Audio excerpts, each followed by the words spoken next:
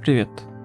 Мне давно хотелось взяться за материалы про статистику в доте и хотелось поизучать, как стадия лайнинга будет влиять на исход игры. Так что для этого я сделал фичу для сбора и расчета этих данных, а в этом видео расскажу, как это вообще получилось и что я нашел в этих данных. Если вам интересна только часть с наблюдениями, то в описании есть тайм-коды, а также там есть ссылка на текстовую версию, в которой немного больше подробностей про техническую часть.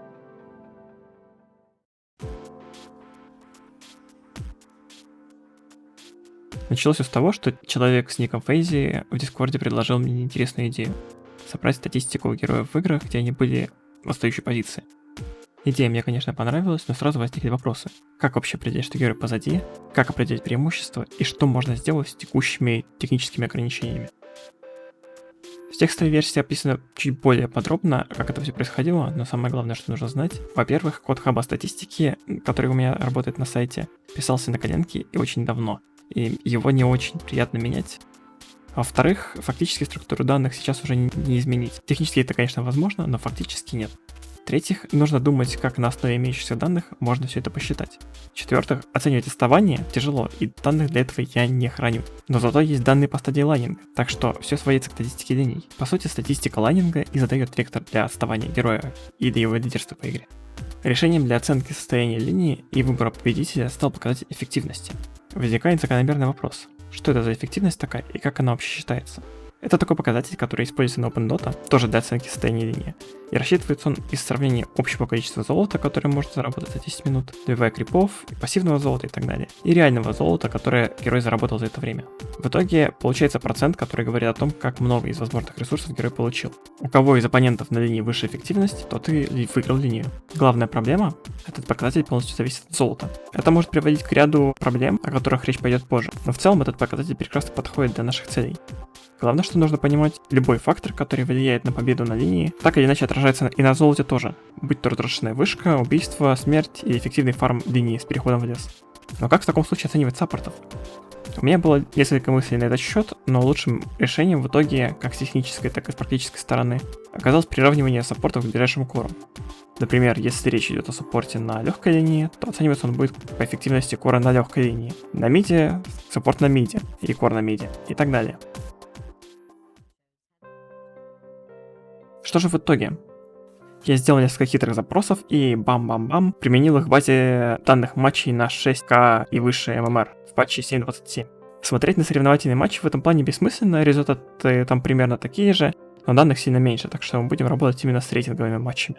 И все данные в дальнейшем будут взяты те, которые были на момент записи видео и записи аудио и написания статьи. Но в принципе они не сильно изменились за все это время.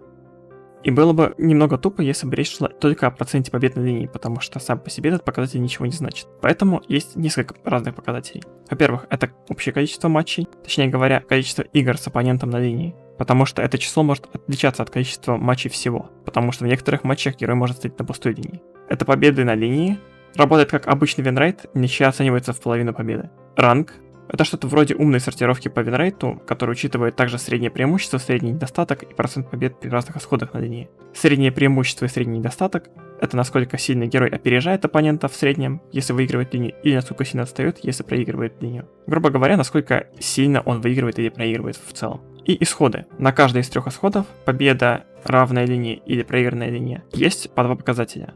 Это как часто этот исход случается и как часто выигрывает герой при этом исходе на линии. При расчете меня сразу смутили несколько возможных ситуаций. Первой такой ситуацией стали герои, способные делать деньги из воздуха, в частности алхимик.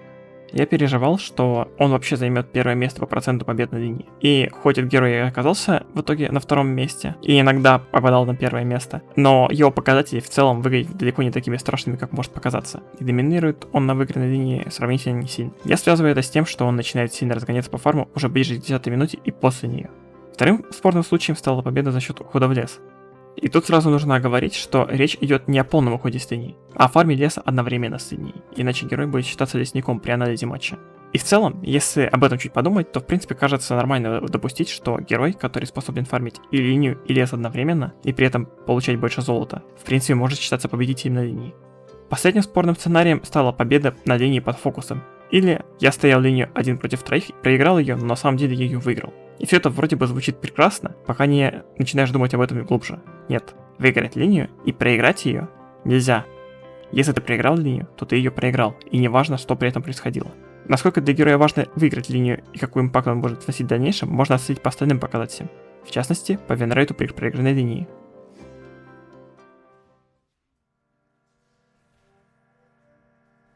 В топе по количеству побед на линии находятся Брандмазер, Алхимик, Templar Assassin, Viper, Timbersaw, Doom, Shadowfiend, Lina, Bristleback, Nature's Prophet и Мипа.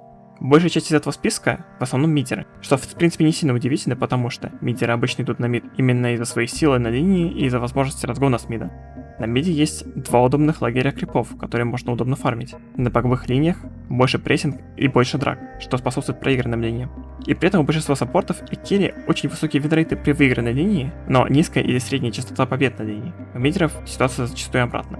Главное, что можно заметить, почти все герои в топе так или иначе способны сместиться в лес, и эффективно фармить его уже с ранних стадий, откуда и берется преимущество на линии. Есть и некоторые сюрпризы. Так, например, Брандмазер изначально обошла Алхимика по проценту побед на линии, и по среднему преимуществу тоже. Более того, средний десяток Алхимика при проигранной линии больше, чем у других героев, а его проценты побед при разных сценариях на линии в целом меньше. Это может указывать и на слабость героя в целом, и на тот факт, что ему очень тяжело что-либо делать при проигранной линии. Другой герой, который чем-то схож с Алхимиком, Doom, который также может делать деньги из воздуха.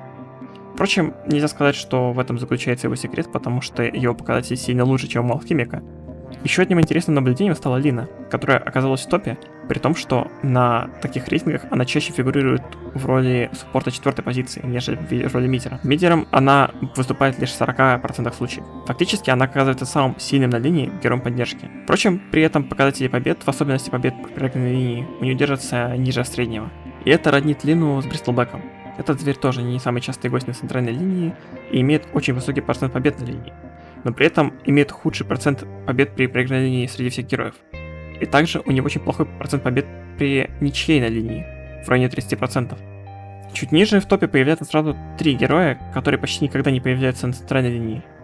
Bloodseeker, сейчас он является преимущественно оффлейнером, Джаггернаут, который практически исключительно на керри, и Enchantress, которая большую часть времени предстает в качестве героя поддержки на 5-й позиции и чуть реже на 4-й. Совсем уж редко выступает оффлейнером. Эти герои не являются сильнейшими на своих ролях, их обходят Bristleback, Timbersaw, Свен и Лина соответственно. Но их выделяет общая стабильность их показателей. Они никогда не проигрывают слишком много, у них нормальные проценты побед при каждом исходе на линии, и, что важнее, они не являются мидерами, и они редко фармят лес. Не считая, конечно, Enchantress, но на позиции поддержки это в принципе не имеет значения, потому что мы не смотрим на это.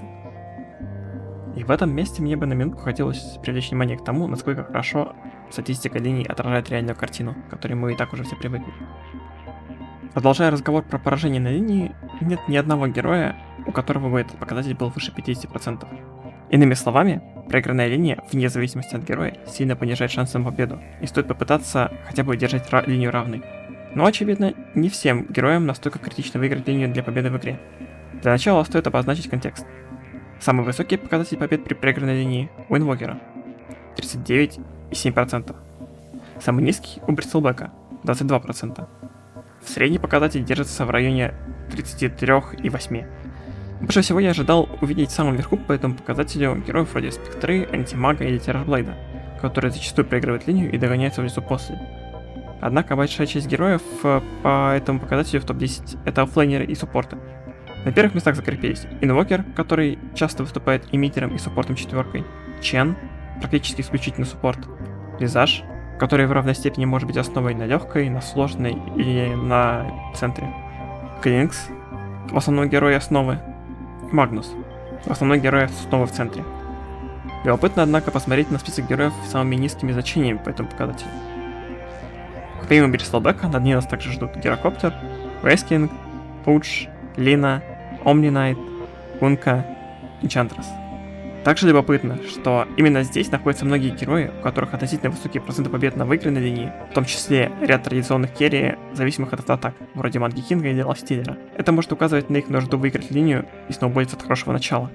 Многие герои, впрочем, не могут похвастаться высокой частотой побед на проигранной линии, но зато показывают себя отлично при более-менее равных условиях. Процент побед при равных линиях не только может быть выше 50%, но и включает в себя множество достаточно сильных в мете персонажей, который может и не так хорошо выигрывает линию, но способна свести ее в ничью. В самом верху по этому показателю можно увидеть Кингза, Faceless Void, Спектру, Чена, Энигму, Лундруида. Но если победа на линии так важна, на чем же тогда стоит играть? Именно для этого я сейчас перечислю лучших героев на разных ролях для победы на линии. Сортировку я сделаю по рангу и ограничусь 6 сильнейшими героями для каждой роли, имеющими при этом процент побед на линии выше 51%. Среди керри лучшими оказались Свен, Джиггернаут, Ликан, Лайфстиллер, Террорблейд. На миде лучшими оказались Бродмазер, Алхимик, Темплар Ассасин, Вайпер, Тимберсоу и Шадоуфин. В сложной лучшими оказались также Тимберсоу, Doom, Bristleback, Nature's Prophet, Bloodseeker и Акс. Среди саппортов на 4-ю позицию лучшими оказались Лина, Enchantress, Эльшрак, Туск, Веномансер и Skywars Mage. А на 5-ке нас ждут Enchantress, Venomancer, Undying, Lich, Trent и Wisp. Но если уж мы говорим про сильнейших, то почему бы не поговорить и про слабейших? Самыми худшими керри для победы на линии оказались Спектра, Faceless Void, Race King, Lone Druid и Drow Ranger. На центре худшими оказались Визаж, Снайпер, Тинкер, Пак и Эмбер Спирит. На сложной Omni Knight, Пудж, Абаддон, Брюмастер, Пангальер. Среди суппортов на 4-ю позицию Тэчис, Энигма, Никс, Earthshaker и Тини. А на 5-ю Keeper of the Light, Dazzle, Grimstroke, Shadow Demon и Winter Wyvern. И все тут, конечно, очевидно и понятно, и мы это и так замечали в своих играх. Но важно другое. Хоть победа на линии и важно не упрощать победу, победа на линии далеко не самое важное. Например, среди самых слабых на линии керри есть как минимум 3 героя из 5, которые достаточно популярны в текущем мете и являются достаточно сильными сами по себе. Так что главный вывод, который можно сделать: проигранная линия — это еще не конец света. Хотя, конечно, стоит избегать проигрышной линии, насколько это возможно. А самое главное, лучше брать героя, который выиграет на линии не просто так, а против конкретного оппонента. В идеале, если линия все же плохая, лучше постараться свести все к ничьей, чтобы никто не заподозрил, что линия проиграна. Но как же выбрать хорошего героя?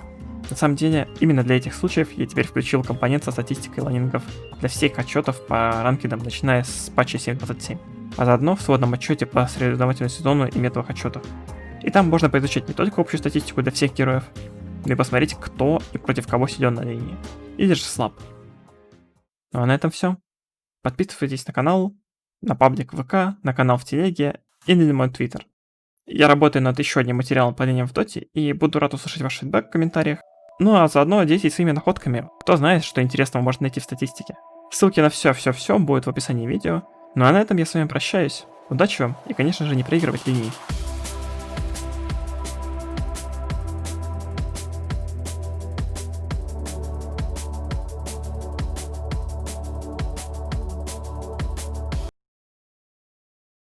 Статистика Дэнди за соревновательный сезон 2019-2020.